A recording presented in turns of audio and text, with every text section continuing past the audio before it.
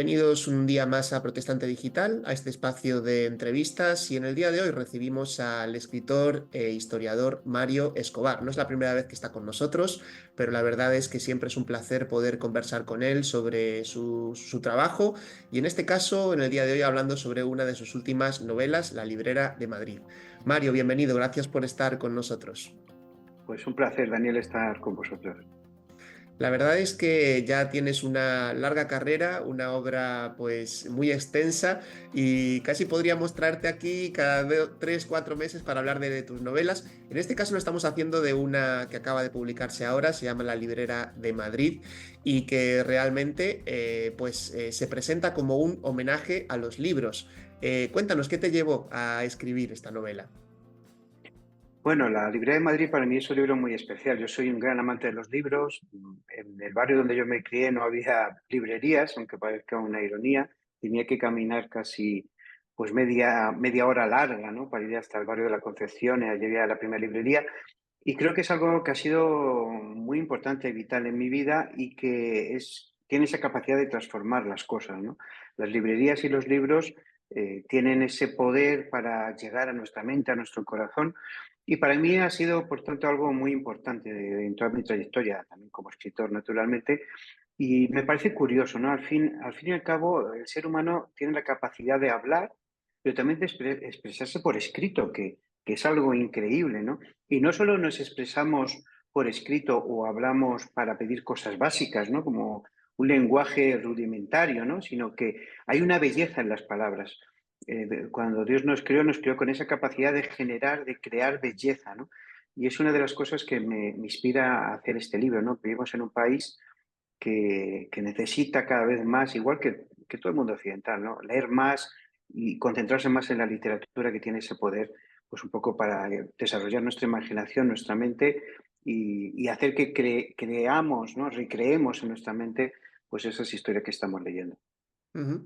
Qué interesante lo que comentabas, que el poder de los libros, luego hablaremos un poquito más sobre eso y sobre lo especial que es el poder acercarte a un libro, pero en este caso pues hablamos también de un contexto concreto, sabemos que como historiador te gusta ir rastreando también por diferentes etapas de la historia y sueles ambientar de manera muy precisa tus novelas. En este caso has elegido en los años 30 en Europa, también en España. ¿Por qué te despierta interés ese momento, esos años turbulentos que se estaban viviendo en los años 30 del siglo XX? Dicen que la historia no se repite, pero que rima, ¿no? Que a veces se parece demasiado. A mí los años 20 y 30 del siglo XX se me parecen mucho a los de este siglo XXI, ¿no? Que decían que era el final de la historia, un siglo que iba a ser todo paz y armonía. En cambio, hemos visto que hay muchas similitudes, ¿no? Una pandemia enorme y gigantesca a nivel mundial, como fue la gripe española, en este caso nuestro, pues verdad, tuvimos el coronavirus, guerras, bastantes guerras muy complejas, una guerra entre Occidente, ¿no? y parte del Islam en muchos sentidos, ¿no? Especialmente pues, la parte más extremista. Ahora una guerra fría que se ha reabierto con Rusia, la Europa del Este, ¿no? Que también en la Segunda Guerra Mundial estuvo en peligro, pues vuelve a suceder lo mismo. Y luego también cómo las ideologías están acaparando el discurso político. Vivimos en un mundo en el que casi todo el discurso no se centra en los problemas de los ciudadanos, los problemas sociales, económicos, las necesidades, sino en la lucha de ideologías, ¿no? Y estas ideologías que parecían casi superadas a principios del siglo XXI han cogido más fuerza que nunca. Era la época en la que, pues verdad, el comunismo marxista estaba de moda, muchos países tenían que caer en esa órbita, como había caído Rusia, y por otro lado se surge el fascismo, el nazismo, y España no es ajena a todo esto. Es verdad que le llega un poco más tarde porque la esperanza de la democracia, de la Segunda República, hace retrasar esa idea, ¿no? De que las democracias parlamentarias están caducas, que es otra idea que vemos ahora, ¿no? Y ahora surgen nuevos populismos y está el mundo muy revuelto. Y yo creo que si leemos entre líneas, ¿no? La historia, y por eso quería escribir esta librería de Madrid, nos damos cuenta que hay demasiadas similitudes, ¿no? Y tal vez la novela sirva para algo más importante aún que entretenernos, que es una de sus labores principales, sino para que aprendamos, ¿no? Para que aprendamos de los errores del pasado y no volvamos a caer en ellos. Ujú. una de las cosas que abordas en el libro es justamente un fenómeno que se produjo y que se ha seguido produciendo a lo largo de la historia, que es la quema de libros. Y en un artículo reciente comentabas, ¿no?, cómo se ha producido a lo largo de la historia de España, incluso en ese siglo XX y sobre todo en esos años 30, 40, que hubo realmente muchísima quema de libros y bibliotecas. ¿Por qué se producía este fenómeno? Mira, es una de las cosas que se producen primero cuando hay regímenes dictatoriales y cuando empieza a haber menos libertad. Se persigue primero a la cultura y a la comunicación. En el año 33, cuando Hitler llega al poder, apenas llega en enero, pues ya pues a finales del verano empieza a haber quemas de libros. Empieza todo por una quema de libros de una clínica que había en esa época. Se quema esa biblioteca y luego se extiende organizadamente por todas las universidades alemanas. Se publica la lista Otto, que es una lista en la que había un índice de libros prohibidos, estilo Inquisición, y a medida que se van conquistando países, esas listas van cambiando, incluyendo autores de sus países. Pero también va a pasar en España, ¿no? En plena guerra civil, tanto en el bando franquista, en el bando nacional, como en el bando republicano, hay persecución a escritores física. Bueno, sabemos el fusilamiento de Lorca, ¿verdad? La muerte de otros escritores que lucharon en uno u otro bando, pero también hay una lista, se hace una lista a partir del año 37 en el bando nacional de autores prohibidos. A veces el propio Sigmund Freud, ¿no? O autores que tampoco entendemos muy bien por qué son prohibidos, ¿no? Y empieza la quema de libros. Hay quema de libros en Salamanca, hay quema de libros en Valladolid, sobre todo en ciudades universitarias, y también en el bando republicano va a haber persecución a los escritores que no se han puesto de su lado, ¿no? Vemos el caso de Unamuno, que al principio ve bien el golpe de Estado, luego se da cuenta de que va a desembocar en una cruenta guerra civil, se echa para atrás, y cómo es utilizado, ¿no? Por el bando nacional para justificar su levantamiento, la famosa frase de venceréis pero no convenceréis, ¿no? Y todo lo que sucede en la Universidad de Salamanca cuando se inaugura el curso del año 36, ¿no? Y él se da cuenta que han matado a su pastor y amigo Coco, que era un pastor muy conocido en Valladolid. De hecho, dice que eso fue lo que provocó este discurso, ¿no?, tan pendenciero contra el régimen que estaba empezando franquista, ¿no? La cultura se persigue, la cultura se queda callar. Los medios de comunicación fueron también pues totalmente politizados y también vivimos una época parecida, ¿no? Hay estados en los Estados Unidos donde se está prohibiendo unos libros u otros, ¿no? Según la tendencia de cada estado. Aquí empieza a haber censura, ¿no? En muchos libros o te dicen que tengas, a mí no me ha pasado por ahora, esperemos que siga Ujú. así, que tienes que incluir ciertos temas o ciertos grupos, ¿no? Y lo vemos en las redes sociales, lo vemos en las plataformas y vuelvo a decir, ¿no? Otra vez más, este intento de control de la comunicación pues nos advierte que algo parecido sucedió en los años 30 en España y también en toda Europa. Ujú. Aquí en la novela que tú sitúas en Madrid, también hay unos personajes que entiendo que están inspirados muchas veces en personas reales también. Evidentemente es una novela de ficción, pero como hemos visto, pues tiene mucha relación con lo que ocurría realmente en aquella época. Y no sé si directamente o indirectamente aparece la familia Fiedner, nos lo contarás ahora, una familia protestante que también tuvo su relevancia. ¿Qué nos puedes contar sobre esta familia y qué relación tiene con la novela? Pues tiene muchísima, porque la protagonista principal es Bárbara Speed, que es una mujer alemana que viene a España por amor y para abrir una librería. Y claro, la comunidad alemana en Madrid, uno de los pilares que tenía más fuerte en los años 30 era la familia Friedner. Era una familia que venía desde el siglo XIX, ¿no? Cuando se proclama la Primera República, pues Federico Friedner viene a España con dos ideas. Una es abrir iglesias y la otra es abrir escuelas, ¿no? Ve que todavía hay un índice muy alto de analfabetismo. De hecho, más o menos durante la República tenía aproximadamente unas 12 escuelas por todo el país, además del Porvenir, que es su colegio más famoso, que está en el centro de Madrid. Y también abre una librería, ¿no? La Librería Nacional y Extranjera, que va a estar ininterrumpidamente, incluso durante la Guerra Civil, desde finales del siglo XIX, los 1870 y mucho, hasta pues apenas hace 5 o 6 años, ¿no? Y por eso es muy protagonista también en la historia. Bárbara ve esa librería, durante una etapa de la novela incluso va a llevarla, ¿no?, durante la guerra civil. Y también está muy presente la iglesia luterana que había y que sigue existiendo, ¿no?, en el Paseo de la Castellana, en aquella época. La comunidad alemana tiene mucha importancia.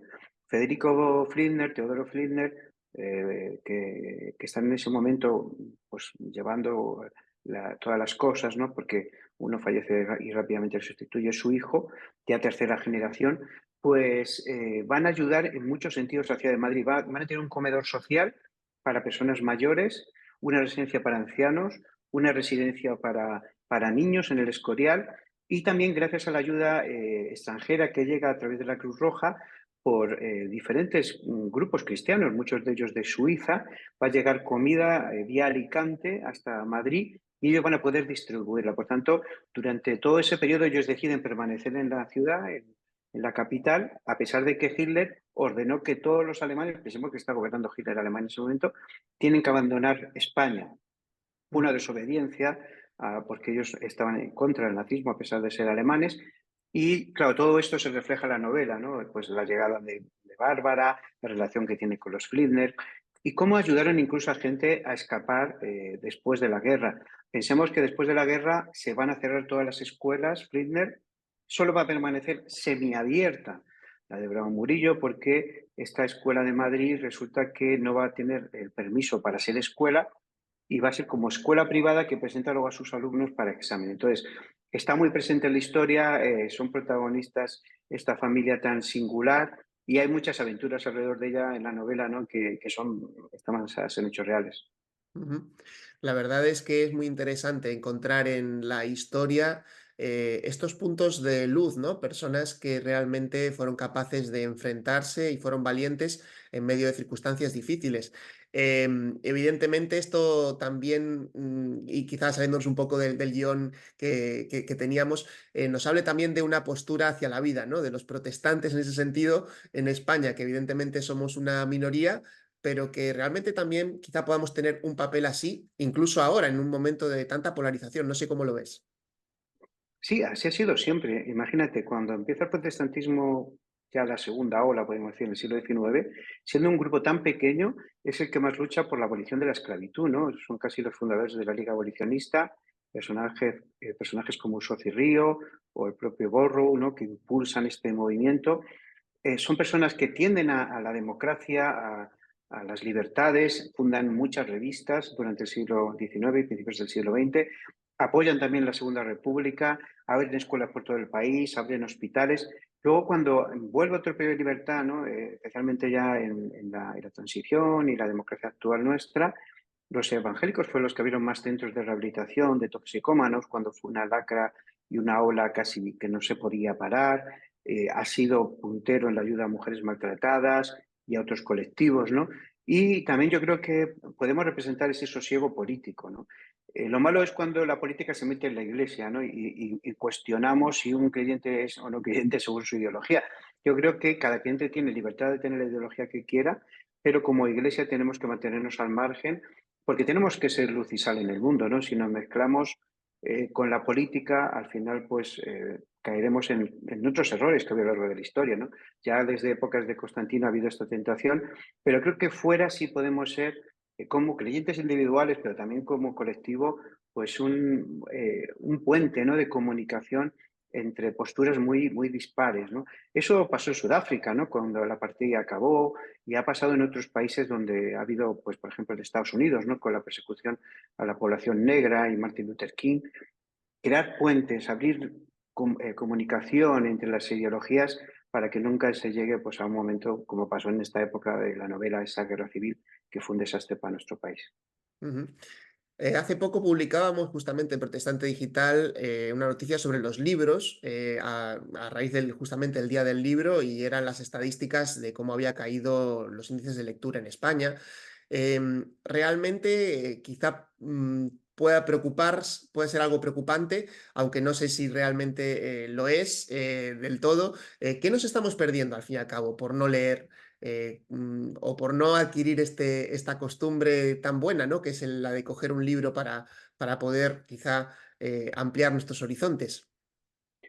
También lo que veníamos es de cifras altas, ¿no? Porque la pandemia hizo que la gente leyera más, entonces ha habido como una falsa, un poco estadística de aumento y luego descenso. aunque algunos datos son positivos y esperanzadores, porque en cambio entre la gente joven está subiendo el índice de lectura y parece ser que es por las redes sociales. Por primera vez parece que hacen algo bien y es que hay tanta gente animando a leer que muchos adolescentes están empezando a leer. A lo mejor es una moda para ellos, pero bueno, si se enganchan a los libros será una cosa buena. España ha ido un poco siempre a la zaga. Somos un país con índices muy altos de analfabetismo. El libro se veía como algo peligroso. Imagínate, en el siglo XVI y en la Edad Media se pensaba que el que sabía leer era judaizante, ¿no? O era Ujú. morisco, ¿no? Porque el cristiano viejo no sabía leer ni escribir y presumían de su ignorancia. Y los libros también se han visto como algo peligroso. Pero yo creo que las cosas están cambiando mucho. El acceso a los libros es muy fácil, tanto libro electrónico, audiolibro, y además tenemos un idioma maravilloso que es universal y que llega a cientos de millones de personas en todo el mundo, ¿no? Y eso es otra gran experiencia. Yo que puedo viajar mucho a América, pues veo la pasión que hay de la gente joven por los libros y eso me anima mucho. Y creo que aún así está subiendo poco a poco el índice. Es verdad, perdón, que competimos con muchas cosas, ¿no? Las plataformas, pues los videojuegos y con los propios teléfonos móviles, ¿no? Pero creo que también eso tiene que hacernos ayudar a que cambiemos nuestro estilo de escritura, ¿no? Yo escribo, por ejemplo, para Amazon libros cortitos, que sí que la gente los devora rápidamente y tenemos que entender eso, ¿no? Que también los hábitos cambian, la forma de leer, la gente ya es muy visual y necesita libros que no expliquen tantas cosas, ¿no? Sino simplemente sean más rápidos y ágiles. Entonces es un poco una cosa intermedia, adaptarnos como escritores a los nuevos lectores y llegar con ellos en todas las formas y plataformas que están ahora mismo en boga, ¿no? En Internet. Ujú. Una de las cosas que plantea el libro que estamos hablando hoy, La Librera de Madrid, es la importancia de los libros justamente en épocas de crisis, en épocas en las que hay, digamos, estos choques de ideologías y estas derivas que pueden ser tan peligrosas. ¿De qué forma crees, Mario, que los libros pueden salvarnos del fanatismo y del odio? Pues mira, los libros son un ensayo para la vida, ¿no? En los libros ensayamos nuestras relaciones amorosas, ensayamos cómo es la vida de una persona que ha sufrido o ha tenido muchas desgracias o grandes aventuras, ¿no? Y como sirven como un ensayo para la vida, también nos ayudan a reflexionar. Lo que tiene el libro que no tiene, ¿verdad? Lo visual, lo rápido, una película, un programa, es que nos hace más reflexivos. Podemos pararnos a pensar las cosas, ¿no? Y creo que en ese sentido, pues tiene mucho poder. Y luego, además, en especial las novelas, ya hablando de las novelas en concreto, nos ayudan a empatizar con los personajes. Y eso nos ayuda a acercarnos a su mundo, a su forma de ver las cosas, a entenderles, ¿no? Y hace que la historia y otras épocas sean mucho más sencillas de comprender y de vivir. Es una de mis pues, premisas, ¿no? Que la historia no solo sea una lección, ¿verdad? Para no repetir errores históricos, sino para la vida de cada individuo, de cómo podemos ser mejores personas, cómo podemos ayudar a los demás, cómo podemos buscar el bien común. Y por eso creo que tienen un grandísimo poder. Tienen tanto poder que Dios determinó dejar su palabra por escrito, ¿no? Y de hecho hay muchas historias que se cuentan en la Biblia que para mí son emocionantes. Jesús contaba historias para que el pueblo entendiera sus enseñanzas, toda la tradición rabínica, ¿verdad?, de contar pequeñas historias. Y creo que ese es nuestro deber, ¿no? Evangelizar la cultura, llegar con la palabra de Dios a través de los libros, con ejemplos, ¿no? Del bien y del mal, ¿no? Porque al final el ser humano va a tener que elegir en qué lado se queda, ¿no? Y creo que es una buena forma de pues, evangelizar la cultura y de llegar con esa luz y sal pues, a un mundo pues, que cada vez está más lejos de lo que son los principios cristianos, sobre todo en Occidente. Ujú. Pues Mario, la verdad que hemos disfrutado mucho de este ratito de charla, es realmente inspirador escucharte y aprendemos, siempre que te entrevistamos aprendemos algo nuevo. Así que gracias por acompañarnos. Recordamos que este libro, La Librera de Madrid, creo que está editado por Ediciones B, imagino que se puede encontrar en prácticamente cualquier librería de nuestro país, ¿es así? Sí, en cualquier librería, tanto formato electrónico como físico, y también para toda América, en electrónico dentro de un poquito llegará en físico como para julio, y esperemos que bueno, los lectores disfruten mucho de esta aventura de Bárbara y puedan tener esa experiencia, ¿no? Y aprender un poco de la lección del pasado. Muy bien, pues gracias Mario por estar con nosotros en el día de hoy en Protestante Digital. Un abrazo, gracias. A todos los que nos siguen, nos escuchan, gracias por estar con nosotros. En pocos días, próximamente, regresaremos con una nueva entrevista aquí en este medio. Que Dios les bendiga.